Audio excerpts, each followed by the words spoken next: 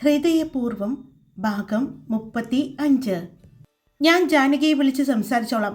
വേറെ ആരുമില്ലല്ലോ ലക്ഷ്മി മോൾക്ക് സംസാരിക്കാൻ. മാഷ് ഒത്തിരി സന്തോഷത്തോടെയും ഉത്സാഹത്തോടെയും പറഞ്ഞു. ഓഹോ, എന്താ സന്തോഷം നോക്കിക്കേ. മാഷിൻ്റെ സന്തോഷം കണ്ട് ഉദയൻ പറഞ്ഞു. അതെ, അവള് ഞങ്ങളുടെ മകളാണ്. അപ്പോൾ അവളുടെ വിവാഹം നടക്കാൻ പോകുമ്പോൾ ആ സന്തോഷം ഞങ്ങൾക്കുണ്ടാകും. ഉദയനോട് പറഞ്ഞുകൊണ്ട് മാഷ് അവിടെ നിന്നും എഴുന്നേറ്റ് പോയി. ഇപ്പോൾ ഞാൻ ആരായി? നിങ്ങൾ ആരാണെന്ന് ഞാൻ പറഞ്ഞു തരാം എന്ന് പറഞ്ഞുകൊണ്ട് സാന്ദ്ര അവൻ്റെ കൈ പിടിച്ചുകൊണ്ട് മുകളിലേക്ക് പോകുന്നത് നോക്കി ചെറുപുഞ്ചിരിയുടെ ടീച്ചർ അവിടെ ഇരുന്നു. ഇതൊന്നും അറിയാതെ ലക്ഷ്മി റൂമിലെ ബെഡിൽ കിടന്നുറങ്ങുകയാണ്. ഉറക്കമില്ലാതെ മാധവ് അവൻ്റെ റൂമിലിരിക്കുന്നുണ്ട്. നാളെ ലക്ഷ്മിയോട് കണ്ട് സംസാരിക്കാൻ തന്നെ അവൻ തീരുമാനിച്ചു. പക്ഷേ എപ്പോൾ? രാവിലെ സ്കൂളിൽ പോകുമ്പോൾ എന്തായാലും സംസാരിക്കാൻ പറ്റില്ല. പിന്നീട് എന്തൊക്കെയോ ആലോചിച്ച് തീരുമാനിച്ച് അവൻ ബെഡിലേക്ക് കിടന്നു. ലക്ഷ്മിയെക്കുറിച്ച് ആലോചിച്ച് അവൻ ഉറക്കത്തിലേക്ക് പോയി. രാവിലെ പതിവ് പോലെ തന്നെ ലക്ഷ്മി എഴുന്നേറ്റ് കിച്ചണിലേക്ക് ചെന്നു. അവിടെ മാഷച്ചനും ടീച്ചറമ്മയും ഉണ്ട്. ഇന്ന് അവർക്ക് എന്തോ അവളെ കണ്ടപ്പോൾ ഒത്തിരി സ്നേഹം തോന്നി. അവൾ ഇനി മുഴുവനും ജീവിതകാലം മുഴുവനും തങ്ങളുടെ കൺമുന്നിൽ ഉണ്ടാകുമല്ലോ എന്നാലോചിച്ചപ്പോൾ അവർക്ക് ഒരുപാട് സന്തോഷം തോന്നി. ടീച്ചറമ്മ അവളുടെ കയ്യിലേക്ക് ഒരു കപ്പ് ചായ കൊടുത്തുകൊണ്ട് അവളുടെ മുഖത്തേക്ക് നോക്കി. അവളുടെ കവിളിൽ പിടിച്ചു. എന്തു പറ്റി ടീച്ചറമ്മേ? അവൾ ചോദിച്ചു. ഒന്നുമില്ല, ഇങ്ങനെ കണ്ടുകൊണ്ടിരിക്കാൻ തോന്നുന്നു. ടീച്ചറമ്മ പറഞ്ഞതും ആണോ? എന്നാ ഇന്ന് ഞാൻ സ്കൂളിൽ പോകുന്നില്ല. ഞാനിവിടെ ഇരിക്കാം ടീച്ചറമ്മയ്ക്ക് കണ്ടുകൊണ്ടിരിക്കാൻ. അല്ലെങ്കിൽ ഞാനെന്തിനാ? ടീച്ചറമ്മയ്ക്ക് കാണാനല്ലേ ഇവിടെ ഞങ്ങളുടെ ചുള്ള മാഷച്ചനുള്ളത്. അപ്പോൾ പിന്നെ എന്നെ എന്തിനാ കണ്ടുകൊണ്ടിരിക്കുന്നത്? മാഷച്ചനെ കണ്ടുകൊണ്ടിരുന്നാൽ പോരെ? ലക്ഷ്മി പറഞ്ഞതും ഡീ കുറുമ്പി, നിനക്കിപ്പോൾ ഇത്തിരി കുറുമ്പ് കൂടുന്നുണ്ട് കേട്ടോ. ഒരു ടീച്ചറാണ്, എന്നിട്ട് കുറുമ്പ് കാണിച്ച് നടക്കാം. ഇതിലും പക്വതയുണ്ട് മിത്രയ്ക്ക്, മാഷാണ് പറഞ്ഞത്. മാഷച്ച അത് വേണ്ട, വേറെ ആരെ വെച്ച് വേണമെങ്കിലും കമ്പയർ ചെയ്തോ, അവളെ വെച്ച് മാത്രം കമ്പയർ ചെയ്യല്ലേ. ഒരു ബെല്ലും ബ്രേക്കും ഇല്ല, എവിടെ എന്ത് പറയണമെന്ന് അറിയില്ല. സ്കൂളിൽ വന്നിട്ട് ക്ലാസ് എടുത്തുകൊണ്ടിരിക്കുമ്പോൾ ഇടയ്ക്ക് എന്നെ ചേച്ചിന്ന് കയറി വിളിക്കും. ചേച്ചി അതെന്താന്നൊക്കെ ചോദിക്കും. എല്ലാ കുട്ടികളും എന്നെ നോക്കും. അപ്പോഴേ അവൾക്ക് ബോധം വരുന്നത്. ഞാൻ എത്ര തവണ പറഞ്ഞിട്ടുണ്ടെന്നറിയോ, ഇവിടെ വന്നാലും ടീച്ചറെ എന്ന് വിളിച്ചാൽ മതിയെന്ന്. അത് പറ്റില്ല, അവൾക്ക് ലക്ഷ്മി ചേച്ചിന്ന് തന്നെ വിളിക്കണം. അത് സ്കൂളിലും ശീലമായി. അപ്പോൾ സാന്ദ്ര മോളെയോ? സാന്ദ്രയെ ടീച്ചറെന്ന് തന്നെയാണ് വിളിക്കുന്നത്. അവിടെയാണെങ്കിലും എന്നെ മാത്രമേ ഉള്ളൂ. ആ ക്ലാസ് കഴിഞ്ഞ് പുറത്തേക്ക് ഇറങ്ങിക്കഴിഞ്ഞാൽ പിന്നെ ടീച്ചറെ വിളിയില്ല, പിന്നെ ചേച്ചിന്നേ വിളിക്കൂ. അതിപ്പോൾ ആരുണ്ടെങ്കിലും നോക്കില്ല, വേറെ ടീച്ചർമാരുണ്ടെങ്കിലും ചേച്ചിന്നേ വിളിക്കൂ. ലക്ഷ്മി പരാതി പറയുകയാണ്. ആരെക്കുറിച്ച് രാവിലെ തന്നെ പരാതി? മിത്രയെക്കുറിച്ചാണോ എന്ന് ചോദിച്ചുകൊണ്ടാണ് അങ്ങോട്ട് മാധവിൻ്റെ അമ്മ വരുന്നത്. മാധവിൻ്റെ അമ്മയെ അടുക്കള ഭാഗത്ത് കണ്ടതും പ്രതീക്ഷിക്കാതെ ഇരുന്നത് കാരണം ലക്ഷ്മിയാകെ ചമ്മിയതുപോലെ. അത് പിന്നെ സീതാമ്മേ, ഞാൻ പറയാം സീതേ, മോളെ കാണുമ്പോൾ മിത്ര സ്കൂളിൽ വെച്ചും ചേച്ചിന്ന് വിളിക്കുന്നു എന്ന്, ക്ലാസ് എടുത്തുകൊണ്ടിരിക്കുമ്പോഴും ചേച്ചിന്ന് വിളിക്കുന്നതെന്ന്. അതിൻ്റെ പരാതി എപ്പോൾ പറഞ്ഞത്? ആണോ? അവൾ മോളെ ചേച്ചിന്നാണ് വിളിക്കുന്നത്? എന്നാൽ ഇന്നത്തോണ്ട് ഞാനത് നിർത്തി തരാട്ടോ. സീതാമ്മ പറഞ്ഞതും അയ്യോ സീതാമ്മേ, ക്ലാസ്സിൽ വെച്ച് വിളിക്കാതിരുന്നാൽ മതി, വേറെ കുഴപ്പമില്ല, ലക്ഷ്മി പറഞ്ഞു. ആണോ? വേറെ കുഴപ്പമില്ല?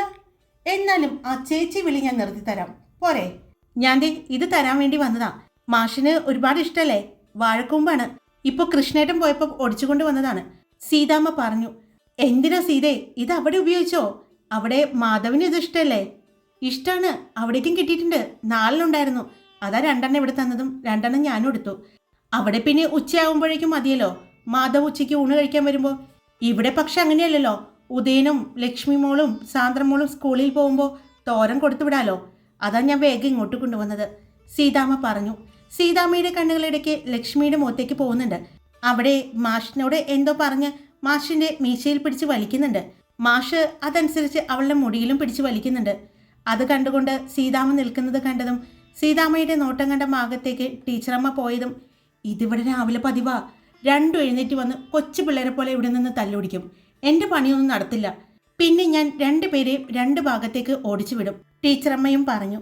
എന്നാ ഞാനങ്ങോട്ട് ചെല്ലട്ടെ. മിത്രയും മനുവും സ്കൂളിലേക്ക് പോകുമ്പോഴേക്കും കറിയെല്ലാം റെഡിയാവണം. കൃഷ്ണേട്ടൻ കിച്ചണിലുണ്ട്, പുട്ടുണ്ടാക്കിക്കൊണ്ടിരിക്കുകയാണ്. ഇവരുടെ ഈ കളി കണ്ടുകൊണ്ട് നിന്നാ ഇങ്ങനെ നിന്ന് പോകും ഞാൻ എന്ന് പറഞ്ഞുകൊണ്ട് സീതാമ്മ ചിരിച്ചുകൊണ്ട് അടുക്കളയിൽ നിന്ന് പുറത്തേക്കിറങ്ങി. പുറത്തേക്കിറങ്ങുമ്പോഴും അവർ തിരിഞ്ഞ് ലക്ഷ്മിയെ നോക്കി. ഇപ്പോൾ അവർക്ക് ലക്ഷ്മിയോട് ഒരുപാട് സ്നേഹം തോന്നുന്നുണ്ട്, ഒരു പ്രത്യേക വാത്സല്യവും. മിത്രയോട് തോന്നാത്തൊരു വാത്സല്യം. സീതാമ്മ ചിരിച്ചുകൊണ്ട് പോകുന്നത് കണ്ടതും അയ്യോ സീതാമ്മേ നിന്നെ എന്ന് പറഞ്ഞുകൊണ്ട് ലക്ഷ്മി ഓടി അവരുടെ പുറകെ പോയി. എന്താ മോളെ?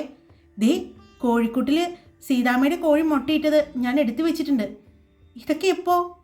ഞാൻ രാവിലെ എഴുന്നേറ്റ് വരുമ്പോൾ മുട്ട കാണാറുണ്ട്. ടീച്ചറമ്മ എടുക്കില്ലാന്നേ, ഞാനാ എടുത്തു വയ്ക്കുന്നത്. ദേ ഞാൻ എടുത്തിട്ട് വരാവേ എന്ന് പറഞ്ഞുകൊണ്ട് അവൾ കോഴിക്കോടിനടുത്തേക്ക് ചെന്നു.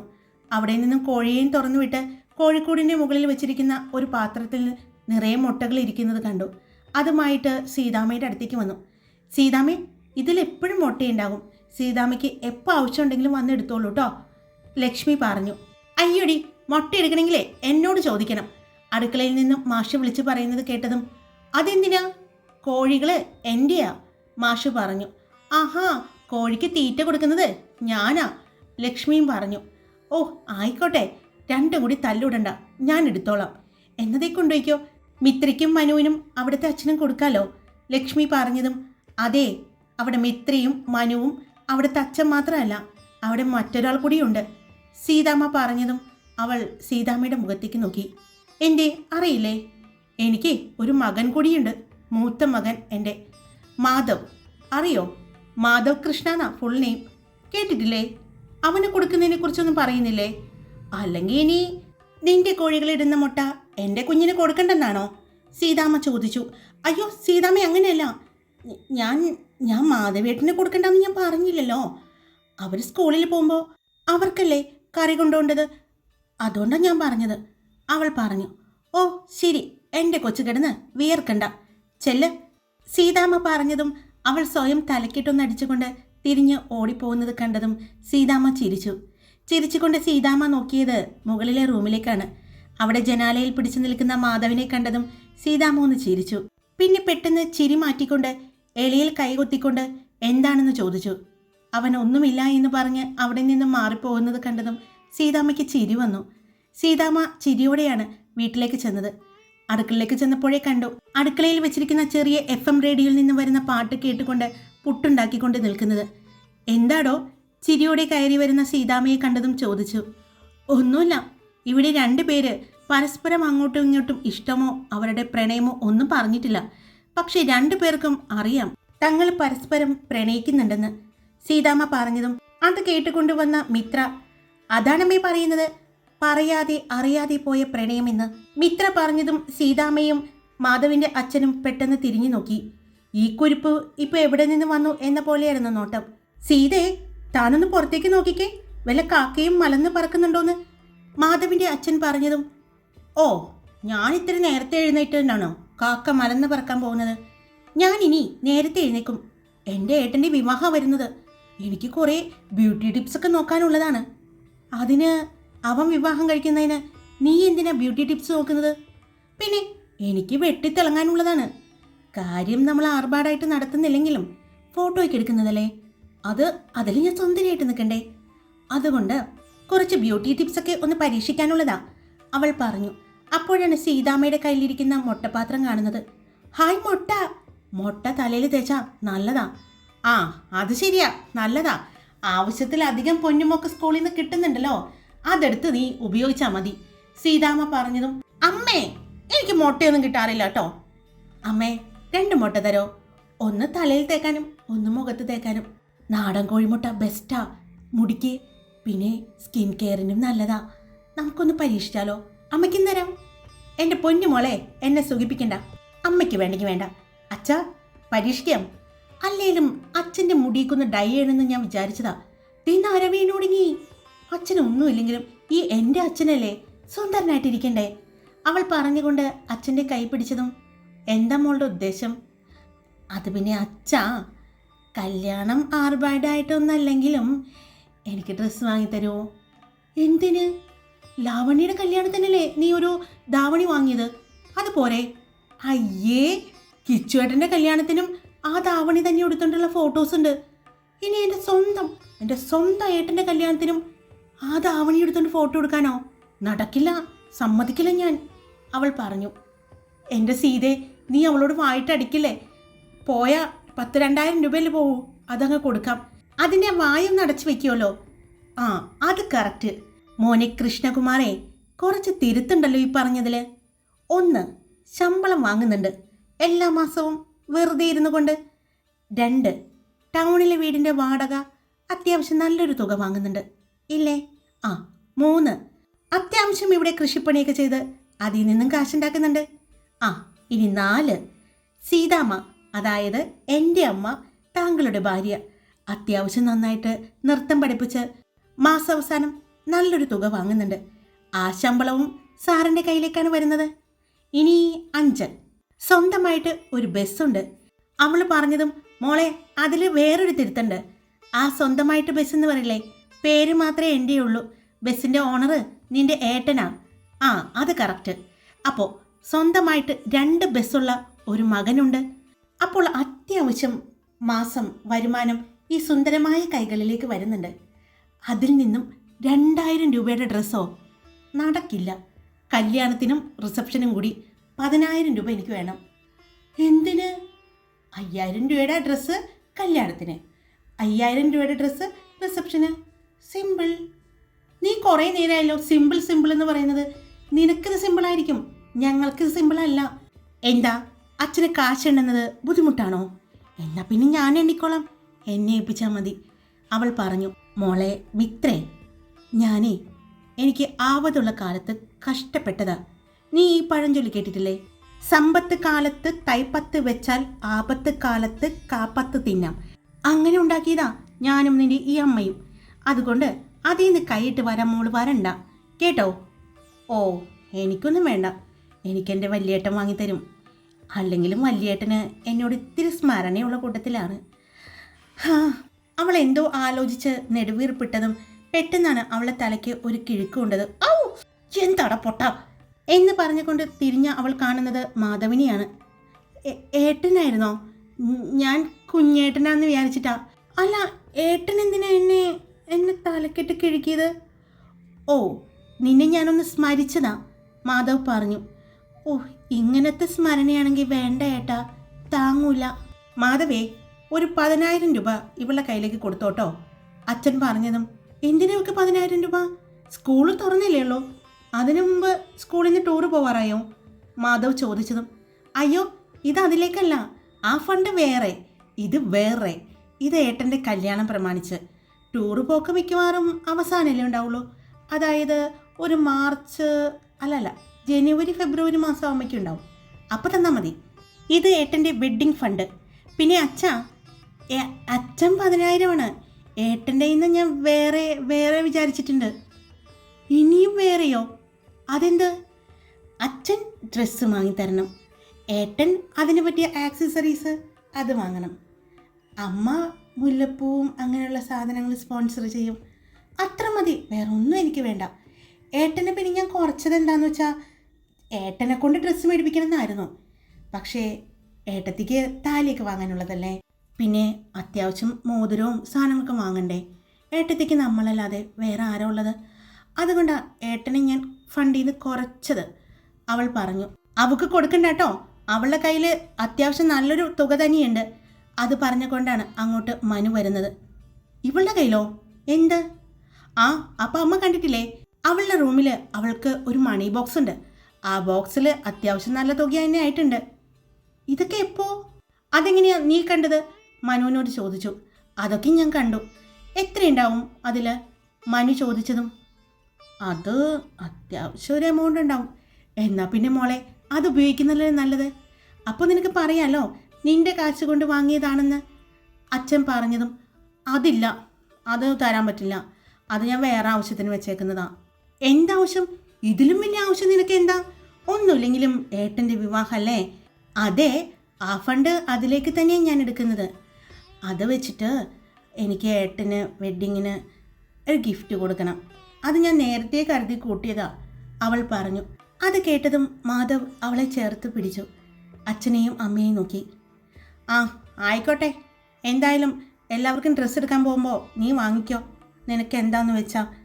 അച്ഛൻ പറഞ്ഞത് കേട്ടപ്പോൾ അവൾക്ക് ഒത്തിരി സന്തോഷമായി. അവൾ ഓടിച്ചെന്ന് അച്ഛനെ കെട്ടിപ്പിടിച്ച് കവളിൽ ചുംബിച്ചു.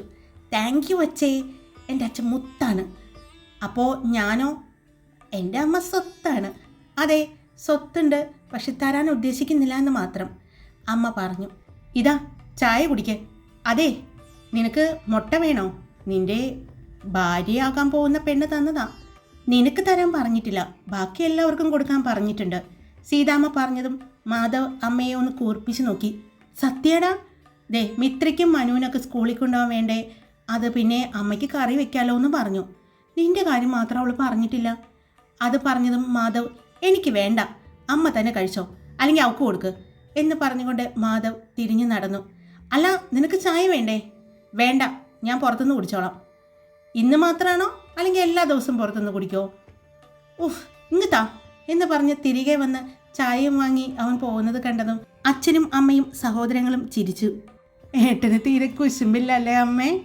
മിത്ര ചോദിച്ചതും, ഡി പോയി കുളിയടി, സമയം എത്രയാണെന്നറിയോ? നിനക്ക് സ്കൂളിൽ പോകണ്ടേ? പിന്നെ പോണം എന്ന് പറഞ്ഞുകൊണ്ട് അവൾ ഓടി മുകളിലേക്ക് പോയി.